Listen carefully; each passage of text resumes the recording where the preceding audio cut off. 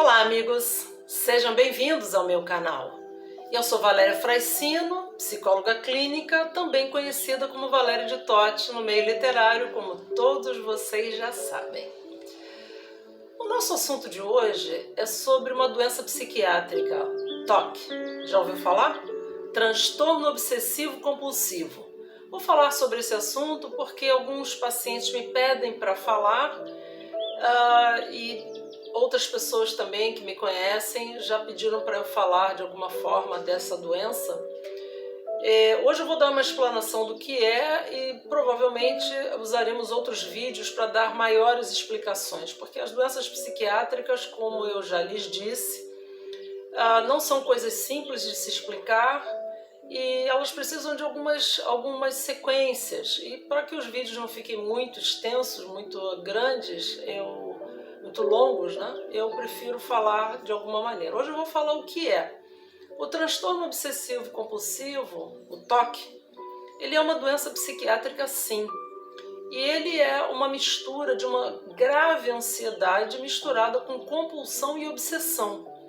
Por isso, obsessivo compulsivo. Os comportamentos são os mais variados. No TOC, a pessoa pode ter um comportamento leve, muitas vezes levam na brincadeira, não deveriam levar, porque o TOC não é uma brincadeira. Existem comportamentos padronizados, repetitivos, que a pessoa não consegue controlar. Como, por exemplo, você conhece alguém que sai de casa e volta para ver se a porta ficou fechada várias vezes? A pessoa desce ou sai de casa, vai até a rua e não, eu vou voltar porque eu acho que não fechei direito a casa. Ela fecha, ela se assegura e volta de novo. Ou não desliguei o gás, ou deixei alguma coisa pingando na pia. Ou lava as mãos muitas vezes, ou aquela mania de arrumação, tudo tem que ser organizado demais. Isso já é uma situação um pouco mais moderada para indo para severa. Mas existem certos comportamentos do transtorno obsessivo compulsivo que são tidos como comportamentos normais. Como pessoas, por exemplo, que precisam de ser tudo certinho, tudo na mesma data, tudo no mesmo horário. Eu não estou me referindo, meus amigos, a uma questão de disciplina cotidiana, como tomar seus remédios nos mesmos horários, almoçar tudo direitinho, de forma regrada. Isso não é compulsão nem é TOC. Mas existem pessoas que precisam fazer tudo naquela data, existem algumas datas e horários, mas isso não é uma coisa aleatória, isso é uma coisa específica e repetitiva para essas pessoas. Então isso já pode ser um sintoma de TOC. Só que se não faz mal à sua vida, não interfere na sua vida cotidiana, não tem problema nenhum. Mas que é um sintoma, é. Só que você precisa perceber em você ou na pessoa próxima a você que está com esse comportamento e dar uma dica, um alôzinho, né, um toque no bom sentido a essa pessoa para que ela procure um profissional para lhe ajudar. Isso acontece de forma...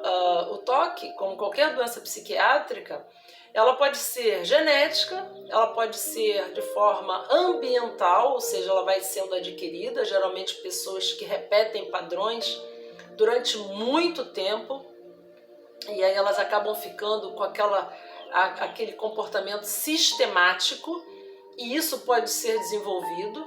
Obviamente que se é genético, já vem de outros parentes, outras pessoas da família.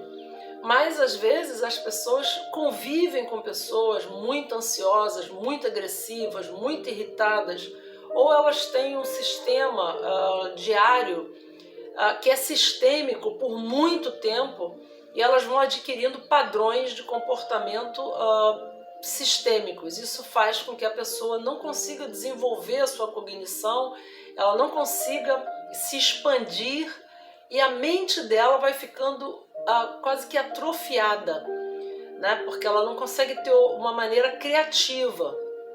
Todos nós precisamos criar, sonhar, mesmo que sejam coisas impossíveis.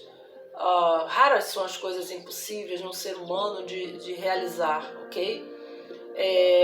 dentro de uma normalidade, obviamente.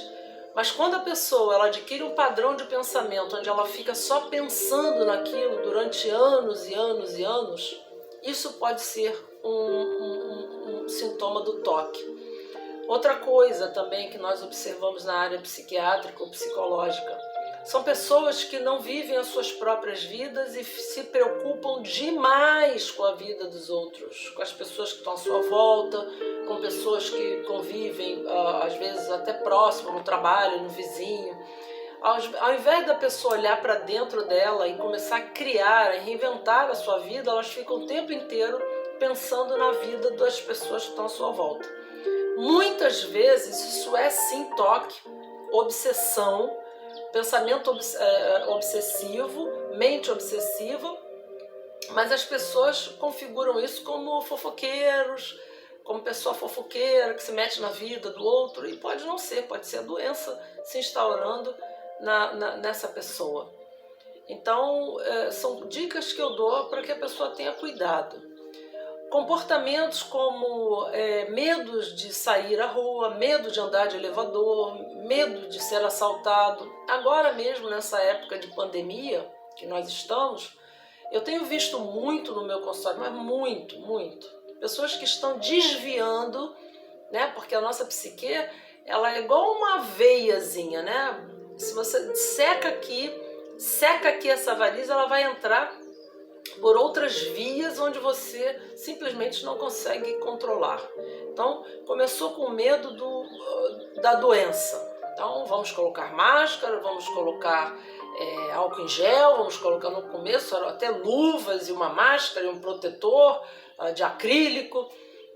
Acontece que muito tempo isso em casa e dessa forma, eu sempre disse aos meus pacientes, saiam, dê uma volta na rua, tenham contato com pessoas, e muitos não aceitaram isso, com medo, em pânico da doença.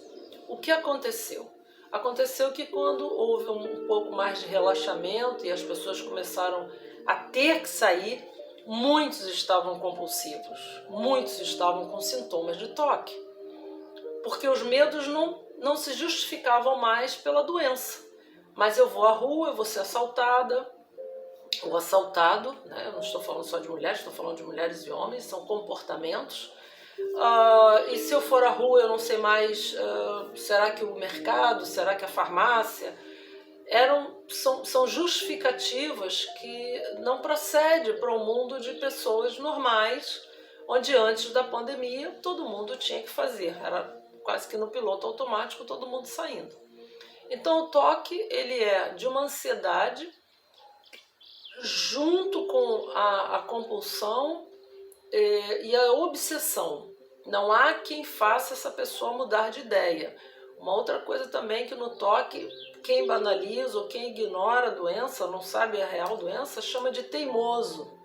Uma pessoa que é muito teimosa, que ela tem uma dificuldade de mudar seu padrão de pensamento, não aceita mudanças de forma fácil, as mínimas que sejam, tem dificuldade de aceitar mudanças, essa pessoa tem propensão a toque. Porque a mente dela não sai de um quadrado, tem que ser daquela forma, senão ela não sabe mais fazer nada diferente. Então são vários comportamentos, e a minha dica é que se você está se sentindo dessa forma, ou se você convive com pessoas dessa forma, você deve pedir ajuda a um profissional, um psicólogo, que vai lhe encaminhar para depois, pode ser uma coisa sazonal, né? Só naquele momento em que sua psicologia pode ajudá-lo, mas se não tiver jeito, terá que tomar remédios para que a sua mente possa abrir. A depressão, ela vem sempre depois dessa ansiedade absurda, porque como a pessoa se frustra o tempo inteiro, porque ela não consegue sair daquele padrão de repetição e de obsessão, ela acaba se frustrando e aí vem a depressão. E aí está instaurada a doença de qualquer maneira, e aí só em questão mesmo de remédio que nós vamos conseguir. Então, começou com padrões muito repetitivos, pensamentos que você não consegue se livrar deles de jeito nenhum. dá muita importância mais à vida dos outros do que à sua. Tem um sistema padronizado para seguir a sua vida, que não é uma coisa normal e sem nenhum tipo de flexibilidade. É hora de tratar. Essa foi minha dica de hoje. Eu explico melhor ao longo dos nossos vídeos. Por hoje eu fico por aqui. Comente, compartilhe, passe esse vídeo adiante para pessoas que estão próximas. Agora eu peço a vocês que não criem diagnósticos pessoais nem em si próprio nem nos outros. Todas as doenças ou comportamentos, eles precisam ser analisados por profissionais, não por pessoas leigas. Todas as variantes de doenças psicológicas ou psiquiátricas, elas têm um nuance, uma coisinha pequena que pode mudar todo o quadro e todo o diagnóstico. Essa é a minha dica de hoje. Muito obrigada por ter assistido até aqui e nos vemos nos próximos vídeos. Até lá!